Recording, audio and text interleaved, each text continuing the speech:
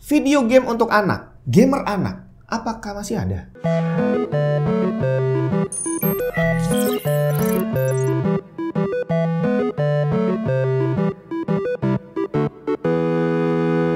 Saya sering bilang bahwa sekarang ini video game udah bukan lagi sekedar mainan anak-anak. Tapi ternyata semakin kesini saya semakin berpikir bahwa kayaknya video game sekarang memang udah nggak cocok buat anak-anak deh. Jadi kalau kita mau menjawab pertanyaan di awal tadi, apakah game untuk anak-anak masih ada? Apakah gamer anak masih ada? Jawabannya udah jelas, masih ada. Tapi masalahnya statusnya udah berbeda dibanding zaman saya kecil dulu. Sekarang kita lihat, di rumah kamu yang punya konsol, yang punya PC dipakai untuk gaming, dan kamu punya bocil di rumah, punya anak, punya adik, statusnya kayak gimana? Apakah konsol dan PC tadi yang dipakai untuk gaming itu adalah punya kamu dan akhirnya bocil-bocil cuma pinjam, atau kamu membelikan konsol tadi memang dedicated untuk mainan mereka? Jadi bayanginnya adalah seperti kita beli boneka, kita beli mobil-mobilan, itu umumnya kita beli memang ya buat mereka, buat bocil-bocil, buat mainan gitu ya, bukan kita yang beli terus mereka dikasih pinjam. Nah, gimana dengan konsol atau PC gaming? Apakah statusnya adalah milik kamu dan mereka cuma pinjam, atau tadi dedicated, kamu beliin deh ini konsol PS5 buat kamu, silakan dipakai main, terserah kayak gimana? Saya sendiri baru nyadar selama ini anak-anak saya di rumah memang main game, tapi ya kalau dipikir-pikir PC dan konsolnya adalah punya saya. Mereka minjem dan mereka tahu bahwa mereka minjem. Hal ini berbeda jauh dibandingin zaman saya masih kecil dulu. Jadi waktu itu konsol udah ada, Nintendo, Sega, sampai PS itu udah ada waktu itu ya. Dan orang tua zaman itu beli konsol itu memang untuk mainan anak-anak. Jadi dilepas. Kita bebas main seperti apapun, mau ngundang temen main juga boleh. Beda cerita kalau sekarang. Kalau konsolnya adalah punya kamu, adik kamu nggak punya kebebasan untuk ngundang temennya dan mabar di rumah. Nah, jadi kalau kita kembali ke beberapa puluh tahun yang lalu, konsol itu memang dedicated sebagai mainan anak-anak. PC waktu itu udah ada, tapi teman-teman saya yang di rumahnya ada PC, itu umumnya PC-nya punya bapaknya gitu ya, bahwa ada disket yang isinya game itu adalah bonus. Mereka pinjem. Tapi kalau konsol beda. Konsolnya adalah punya anaknya. Orang tuanya hampir nggak pernah nyentuh sama sekali. Dan selama kita main juga nggak pernah diawasin bahwa ini game bukan game anak-anak loh, atau ini game banyak darahnya. Nggak, zaman dulu gamenya memang aman dimainin sama anak kecil. Nah, akhirnya orang-orang tua kita zaman segitu yang sampai hari ini masih sehat, jelas aja akan selalu berpikir bahwa video game adalah mainan anak-anak. Bahwa ternyata game itu sudah berkembang sebegitu hebatnya,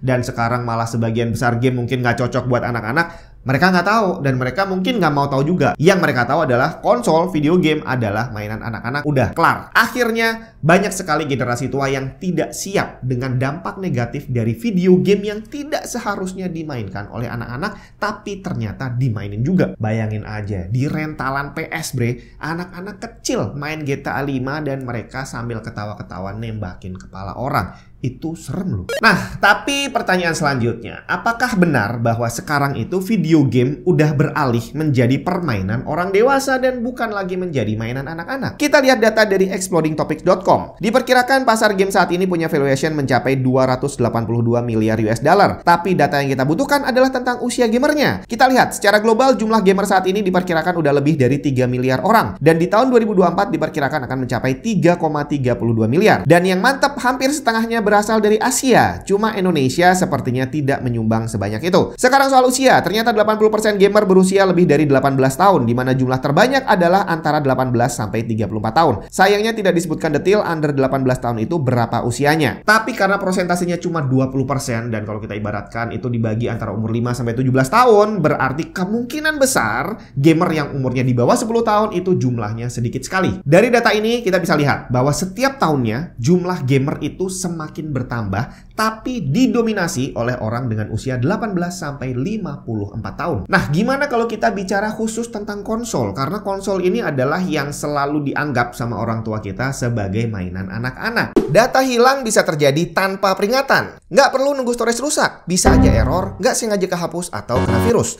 Jangan sampai pekerjaan jadi kacau atau kenangan liburan yang nggak bisa diulang hilang tidak berbekas. ISAS Data Recovery membantu kamu mengembalikan data yang terhapus. Bisa digunakan di hard disk, SSD, flash disk, dan berbagai macam jenis storage lainnya.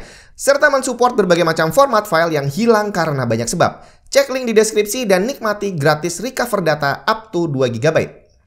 Kita lihat dari statista.com yang ngasih data soal jumlah konsol gamer di US. Saya nggak bisa dapat data untuk Indonesia, tapi masih bisa lah dijadikan acuan. Di tahun 2023, jumlah gamer konsol terbanyak adalah untuk kelompok usia 30-39 tahun dengan persentase 34%. Diikuti posisi kedua, umur 20-29 tahun, dan posisi ketiga 40-49 tahun. Bahkan yang paling menarik, jumlah konsol gamer berusia 50-59 tahun 2 kali lipat lebih banyak dibandingin gamer berusia 18-19 tahun. Gamer under 18 tahun nggak disebutin sama sekali, tapi bukan berarti nggak ada, pasti ada. Cuma mungkin mereka belum masuk di dalam usia yang bisa disurvei. Tapi secara logika, kalau dari sekian miliar orang itu didominasi oleh orang dewasa, bahkan yang udah tua, tadi 50-59 tahun juga banyak loh. Berarti, by logic, di rumah konsolnya adalah punya orang tuanya. Anak-anaknya cuma nebeng bre, makanya jumlah gamer anak-anak prosentasenya kecil sekali. Dan sebenarnya hal ini juga diperkuat oleh jenis game yang dirilis saat ini. Kita lihat aja nih, dari hasil pencarian Google untuk game yang dirilis tahun 2023, dilihat sekilas dari judul dan gambarnya aja udah bisa dibayangkan bahwa sebagian besarnya adalah game yang ratingnya bukan untuk anak-anak. Kita lihat yang masih mungkin dimainin sama anak-anak ya. One Piece Odyssey ternyata punya rating teen. Street Fighter 6 juga sama. Apalagi game lain yang jelas-jelas penuh kekerasan dan darah. Bahkan Zelda, Tears of the Kingdom, dan Pikmin 4 yang dirilis Nintendo punya rating 10+.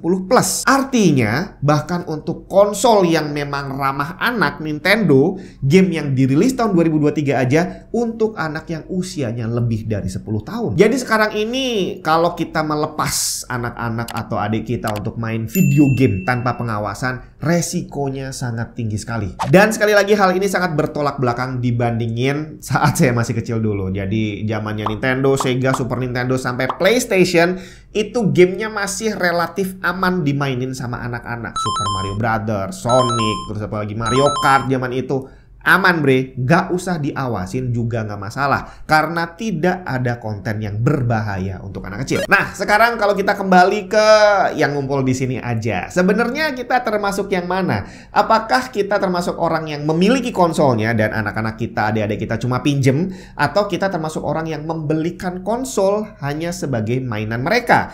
Saya udah ngelempar polling beberapa hari yang lalu dan kita lihat hasilnya. Terima kasih buat yang udah ikutan ngasih pendapat. Pertanyaannya simpel kemarin ya, mana yang terjadi di tempat kamu? Apakah PC atau konsolnya adalah milik kamu dan bocil-bocil di rumah cuma minjem? Atau PC dan konsolnya tadi memang sengaja dibeli buat mainan mereka?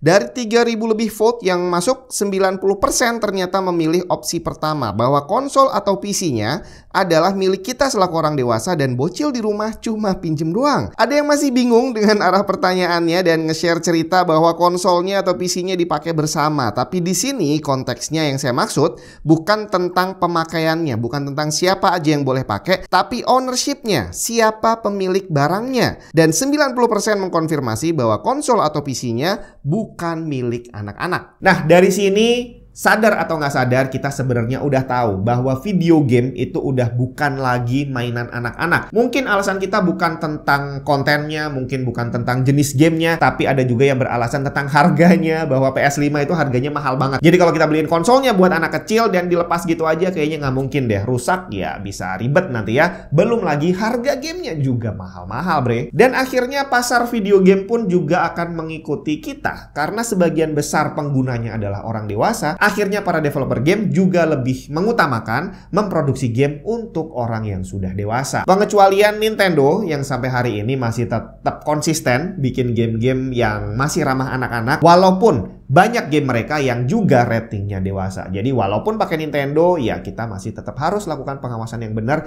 kalau bocil-bocil di rumah ikutan main. Jadi untuk generasi Indonesia nantinya, yang anak-anak kecil nanti bakal jadi dewasa gitu ya, biar mereka menjadi anak-anak yang pintar dan sehat secara mental, kita sebagai orang dewasa sekarang yang udah tahu bahwa ternyata video game itu udah nggak lagi aman untuk anak-anak, kita harus lebih bijak untuk memilih game mana yang boleh dan nggak boleh dimainin sama anak kecil. Semoga bermanfaat. Kita ketemu lagi di video yang lain.